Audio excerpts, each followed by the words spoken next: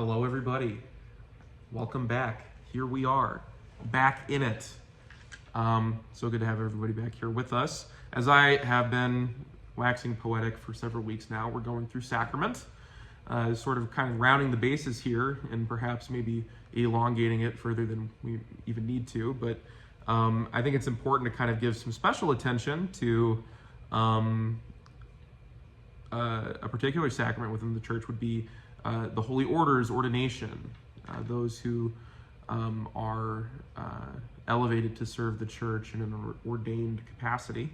And why not start with myself as as the first subject as we talk about the priesthood, because talking about myself is so fun. I do it all the time. It's quite a joy. Let's just dive into it. Kind of what we talked about last week, and I'm tying it in here, about kind of the eternal, universal character of sacraments. I was talking about marriage last week, and the fact that though not everyone within the church is personally married, the grace and blessings that occur and operate within the sacrament of marriage are available to all of us. Those who we know who are married, by supporting them and by working with them and praying with them, we're able to tap into that sacrament ourselves. But to go even further, I think it's important to, before we dive into what I'm going to term in this presentation as the ordained priesthood, I think it's really vital for us to remind ourselves that the priesthood as a role is something that is not only offered to all of us, but is expected of all of us. The term priesthood referring to the action of offering thanks and gratitude and worship and service back to God. This is an action that we're all called to. We're all called to be priests in the body of Christ. Because after all, as Christ is the chief priest of the church, he leads not just by nature of his own authority, but also as an example for us. He not only does this by evidence of his nature, by who he is. He isn't just a priest by who he is. He's also a priest, reveals himself as priest to us precisely so that we might imitate him. And this is something that we're all called to. Men, women, those who are ordained, those who are not ordained. We're all called to the same purpose. Alexander Schmemann, who I keep quoting, and I keep quoting Of Water in the Spirit. I like to go through this book every now and then. It's very good.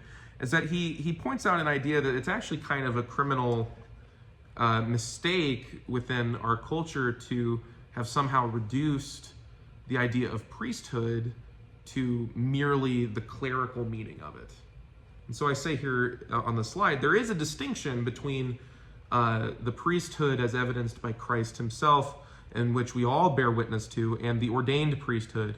When I say ordained priesthood, I'm referring specifically to a particular vocation within the church, my vocation within the church, something that I was specifically ordained to for a specific purpose. But what Schmemann, to horribly butcher and paraphrase him, is saying in his book is that what Christ institutes for us is a royal priesthood, a holy nation, as you might have heard. That is the reality of the church that we seek to emulate in our own lives. And there's this dichotomous relationship between royal and priesthood. This idea that as human beings, by our very nature, by our very creation, we are supposed to fulfill kingship, which means dominion over creation. That's why God sets Adam as one who names the creatures and names the things, because naming, as I've mentioned in previous classes, bears with it this character of ownership and caretaking and rule, but also institutes for us to be priests, to all be worshiping creatures. I said this all the way back in the first class. What are we as creatures? Like, what is our purpose primarily? It's to worship God, to give thanks to God for the gifts that he gives us. He gives us gifts by the freedom of his love, and then we offer those gifts back up to him, and that's how we optimally exist. And so, again, as I always do in the first slide, I hammer things over our heads, but I think it's important to set a context here that this is all to say that the sacrament of ordination that we're going to be discussing today elevates a person to a particular role within the church, but that ministry and service and leadership are all qualities that are expected of us as witnesses to Christ's priesthood by the very fabric of our nature. Like, we're all called to emulate Christ's priesthood in our lives. And so I'm making that really big distinction because don't worry, it's gonna tie back. It's a bit of a bookend today. You're gonna see why I'm getting at this. Don't worry, it's all 4D chess going on right now. But to that point, there are holy orders. So when I'm referring to holy orders, I'm talking about the ordained folks within the church. And I'm gonna go through the different ranks of the holy orders in a following slide. But just again to say, Christ is ultimately the only teacher, the only pastor, and the only priest of the church. All authority within the church stems from Christ, right? We are merely caretakers and witnesses of that authority, of those blessings, of those miracles. To quote Father Thomas Hopko very briefly here, Christ, quote, alone forgives sins and offers communion with God. We find that through him. The ultimate source of that authority, the ultimate source of that power is not in the priest, right? And that's important to recognize because the priests are witnesses above all else, and I'll tie that back in. But so with all this said, however, Christ also assures us that in his ministry, as he, lo, I am with you always, even to the ends of the age, right? He says this to us. He's assuring us that he has not abandoned us, even though he has ascended into heaven in power, right? The church serves as a manifestation of Christ's presence in our own lives. And so too, the holy orders themselves are a manifestation of this particular promise of Christ's priesthood still being evidenced and witnessable, I guess that's a word, witnessed, there it is, in creation. And so just to really be specific about this is that clergymen do not merely act on behalf of Christ, right? They aren't to make their own decisions and wield Christ's authority within their own onus and their own decisions. They are there so that Christ may operate his own ministry through them. Priests are there to be the arms of Christ's own priesthood as a manifestation of his priesthood still existing here in the world, because it does. And so it's a tangible revelation of that. And so it's both a terrible in the like awesome sense gift, but it's also a nice way to keep priests humble, to remind them that they're not doing nothing. This is just, we're along for the ride, just like everybody else. So then with the ordained priesthood, it's important to remember that priests are a later addition to the ecclesial hierarchy of the church. Priests are not, as we understand it, so like I'm a priest. I don't know if you guys knew that. My role within the church, as it stands today, did not exist at the beginning of the church. What was the first clerical role that's named in Acts, like that's created by the apostles? Deacons, exactly. Deacons who are instituted as ones to be delegated to and to serve the communities, to care for the sick. It was this acknowledgement that the church was growing and that the apostles needed to deal primarily with the theological integrity of the church and the bigger picture of the church. And so it was important to have servants within the church that were able to represent the authority of the apostles and be disseminated across the church. And so originally, this kind of authority, starting with the apostles, and this is, as I mentioned, with apostolic succession, this authority was traced through the lineage of bishops, right? Bishops were in charge of the local Eucharistic communities. parishes were led by bishops. Parishes, as I mentioned in one of our earlier classes, a geographical distinction of a church community. But over time, as I'm saying, as Christianity grew, there was this acknowledgement that there was further need of delegation. There was this further need of oversight. And so the ordained priesthood formed over time as a stand-in for episcopal authority. And I had mentioned this a little bit, talked about this a little bit, the stand-in kind of role that a priest has, particularly in confession. The priest standing in for the entire Eucharistic body, so too does the priest stand in his function and his role in the place of the bishop, who himself is functioning as a stand-in, as a manifestation of Christ himself. And so it's this through line that we see here in this. And so, as I say here, to reiterate, the priest operates the parish on behalf of the bishop, and he represents the bishop's authority, but truly possesses no authority on his own. This is why I mentioned the antimension. This is a cloth that's placed on the altar, and it signifies whether this is a legitimate altar within the diocese where liturgies can be served. It is not my name on that cloth, it's the bishop's name. Archbishop Daniel of Chicago, his name he wrote on that antimension. And so the legitimacy of our community is upheld and determined by the bishop. And so it's all about maintaining this continuity, I guess continuity of care, you could call it, for all our social workers out there. But it's a continuity of apostolicity, primarily. And so what we're seeing here is that if all of these things that I'm saying are true, which they are, we're starting to construct an image of what does the role of the priesthood actually look like.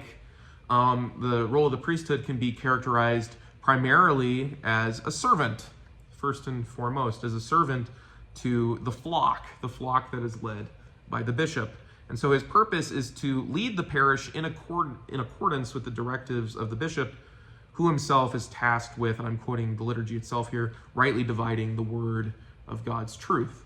And so there's these checks and balances within the church so that those who are ordained are placed there precisely to serve in accordance with the bishop, who himself is working to discern and intimately follow the teachings of Christ. This is really small, per usual. I'm going to read it out loud. So there are ranks to the holy orders. So when I'm saying holy orders, I'm not just talking about the priesthood alone. There are minor orders and major orders within the Orthodox Church, and there's a progression quality to them. You must be one before you can be the other. And yet, they are not necessarily only transitional. Within the Catholic Church, you might be aware of the distinction between a permanent deacon and a transitional deacon. If you are ordained to be, if you are to be ordained a Catholic priest, you'll be first made a transitional deacon with this understanding that that is a temporary role that you're having. But here, anybody can stay at whatever rank that they're currently have. However, I'm bringing this up because when you listen to even the words that are said by the bishop when he ordains a reader, there's this expectation that they're taking on this vocation, most often with the expectation that they will become priests. Which all is to say is that even the minor orders, there is this grave seriousness that we need to take with this kind of role. But I digress. So speaking of readers are the lowest on the totem pole for the holy orders. They are the lowest of the minor orders. And they are those who are tasked with, for instance, chanting portions of the divine services, reading the epistle, assisting the choir in those things. Next level up, we would have the subdeacons. This is the next step in the minor orders. These are individuals who were readers, are now ordained to subdeacons, and they're tasked primarily with assisting the priest and other clergy in the facilitation of the liturgy. So we have Tim Blenikov, for those who know him. He's a subdeacon ordained in this church, and ordained precisely to serve this church and to help this community in the facilitation of our divine services. And so there's an acknowledgement that his ordination is for a particular purpose. There's a purposefulness to all of this. There's reasons that people are these things. If you see a guy walking around that's like, I'm a reader, and you've never seen him read an epistle, there's something sketchy going on there. Don't trust him. No. So then we have 3 ranks of the major orders, and the major distinction that you could take away between minor and major is that these next 3, there's I guess you could describe it as there's no movability with your marriage situation. So you either need to already be married to be ordained a deacon in the Orthodox Church, or there needs to be an understanding that you are not going to get married afterwards. It's in recognition of for lack of better words, the severity of the seriousness of this vocation that you have, is that you got to get your stuff figured out. What are you going to do? And it's also an acknowledgement that your first vocation, if you are to be married, is your marriage. That's the vocation that you're taking on first, even before you take on the diaconate and the priesthood. And though you marry, no pun intended, you marry those 2 vocations now in tandem with each other. Let's remember that you're first called to your wife as a husband. So then the major orders start with the deacons, those who liturgically minister to the priest and to the bishop, and they assist in the leading of lay persons in petitions. He's the one that says the petitions, and we say, Lord have mercy, back and forth. So he serves as essentially a liaison, you could say, a liturgical liaison between the lay persons and the clergy, and facilitates the movements of the liturgy. And then we have the priest. I've already been describing his purpose, but to really melt it down to its essentials, the priest is the one who is the facilitator of liturgy, ministry, and all pastoral care within the local community. And then we have the bishop being the leader of that local Eucharistic community, the appointee of apostolic succession. Having received that apostolic succession from another bishop, he now bestows that upon others in coordination with the Synod of Bishops. And we talked about bishops in the second class. It's on my YouTube channel. You can check it out. But wanted to lay that all out there for you. And then just very briefly, I want to make this particular point about ordination as a rite. Ordination is a rite. It occurs within the context of our services. It's not something that happens separately. And very specifically, it is a rite that occurs strictly within the context of the divine liturgy. Ordination refers to the laying on of hands. The hands are laid upon the one to be ordained. And as I've been mentioning, that harkens back and reminds us and signifies in very truth the apostolic succession that's happening here in the church. And so as I'm saying, those ordained can trace their bishop's authority all the way back to the apostles, all the way back, unbroken. And as I said, the rite occurs within the context of the liturgy at the points that are most significant to that role. So for instance, the deacons are ordained right before the distribution of communion, right?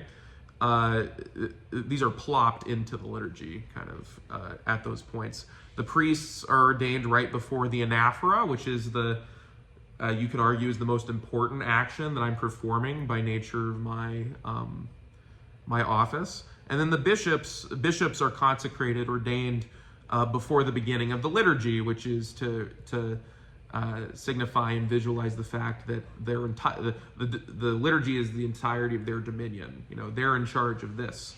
And you could argue, and I would, that a hierarchical liturgy is the fullest expression, the intended expression of a liturgy.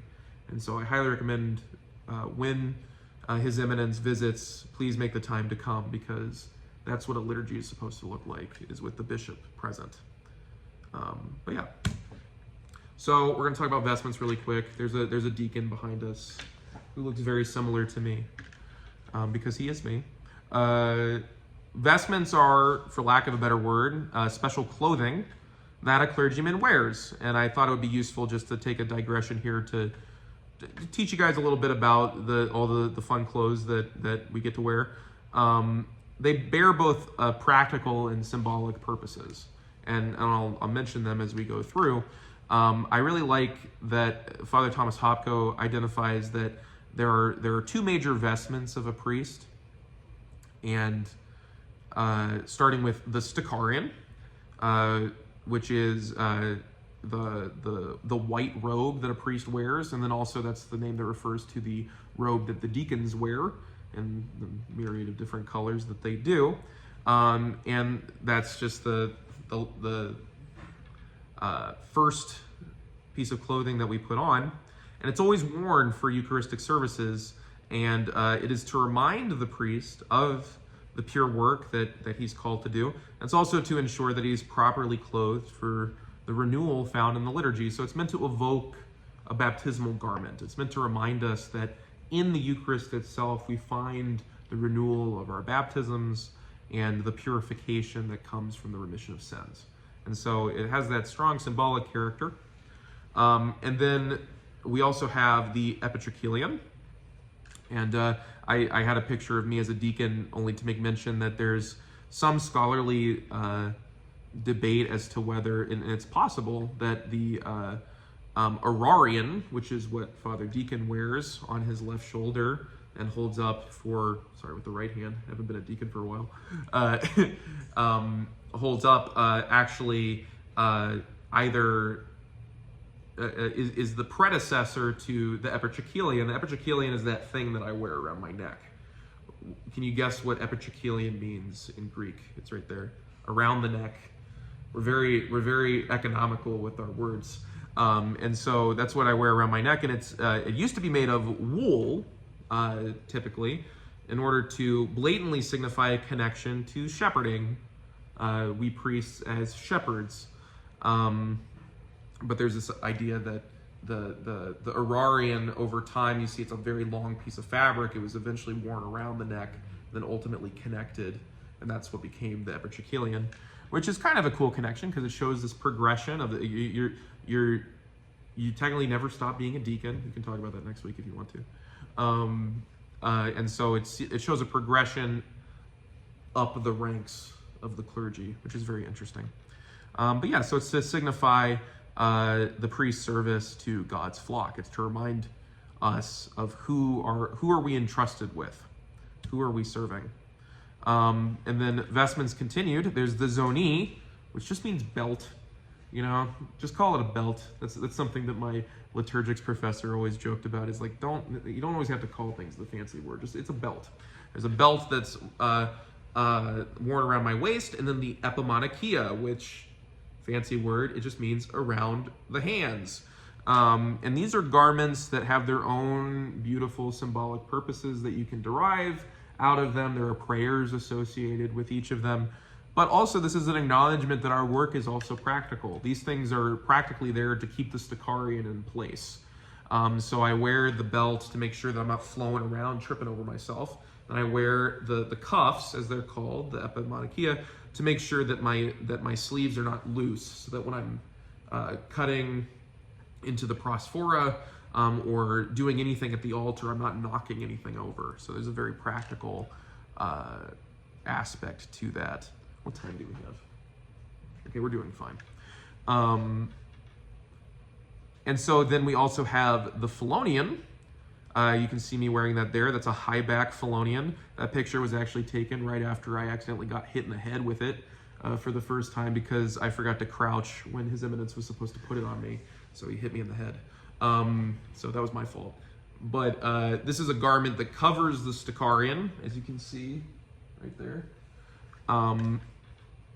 And it harkens to several scriptural references, but the one that I find most beautiful is to refer to, I think it's in Psalm 118 actually, or 119 depending on your numbering. As you place the Phalonian on, it says, thy priests shall be clothed with righteousness, and thy saints shall rejoice with joy. Just these things, and I didn't put it here, it's important to remember also the imperial tradition to the priesthood and to vestments, is that a lot of the brocade and sort of the look and the vibe of vestments is inherited in many ways to the Constantinopolitan imperial tradition. The robes that were worn by emperors and then bishops and then now priests, there's this kind of continuity there. And so there's a lot of beauty to the garments that are being worn. And then finally, I just mentioned here that there are also garments that are awarded in recognition of service to the church. You might see priests with different pieces of cloth kind of tied around their waist. One looks like a diamond, and the other one looks like sort of like a rectangle or a parallelogram even. The diamond is called an epignosion, and the rectangular one is called a nabedrennik. These are just garments that do have some symbolic imagery to them. Depending on who you ask, the nabedrennik is supposed to represent a sword, whereas the epignosion is supposed to represent a shield. And that's why the epignosion is sometimes called a shield. And then there's also the mitre. And so you see in this picture, His Eminence Archbishop Daniel is wearing a mitre on top of his head.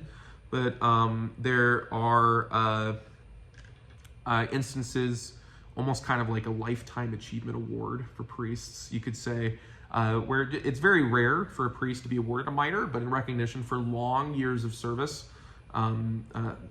generally our more elder priests can be awarded that.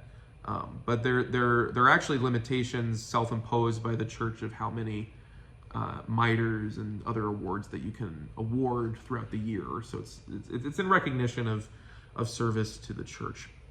And so I want to kind of end this presentation, bookending kind of where we started, in relation to this idea of the priesthood and gender, because I think that's something that is good to face head on and not to ignore the elephant in the room, is that priests are males.